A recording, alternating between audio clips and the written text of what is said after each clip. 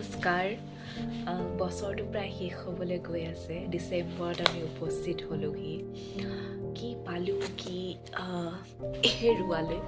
সেইখিনি কিনো আলোচনা কৰিম আৰু পোৱাখিনি থাকি গ'ল যোৱাখিনি গুচি গ'ল তেনেকৈ কত বছৰ পাৰ হৈ গৈছে আমি কোনো বছৰত চিৰদিনলৈকে কাৰোবাক হেৰুৱাইছোঁ আৰু গতিকে এনেকেই হেৰুৱাৰ মাজতেই জীৱনটো পাৰ হৈ যাব শীতৰ সময় এখন চল লৈ আছোঁ ৰঙা প্ৰিয় ৰঙা আৰু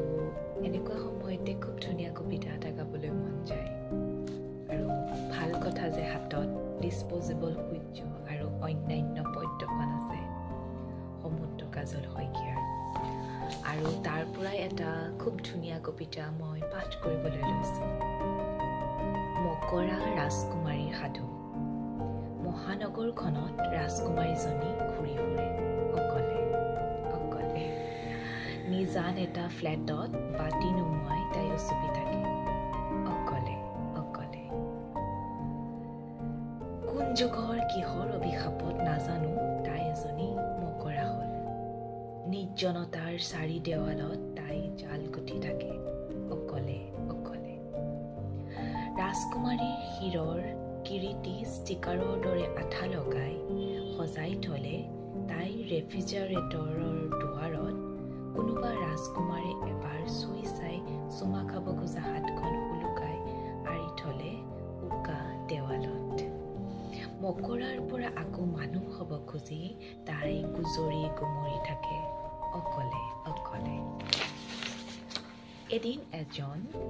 ইনচিগনিফিকেণ্ট little hero in this magnificent city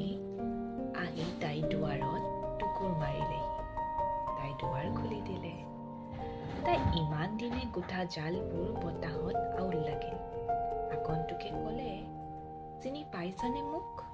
মই সেই ৰাজকুমাৰ তোমাৰ হাতখন দিয়া মই চুমা এটা যাচিলে তুমি মকৰাৰ পৰা মানুহ হ'বা ৰাজকুমাৰী আউল লগা জালৰ সূতাবোৰ যতনোৱাত লাগিল অকলে মকৰাৰো নিজৰ জীৱন আছে মোক মকৰা হৈয়ে থাকিবলৈ দিয়া ৰাজকুমাৰীয়ে ক'লে মোক মকৰা হৈয়ে থাকিবলৈ দিয়া ধন্যবাদ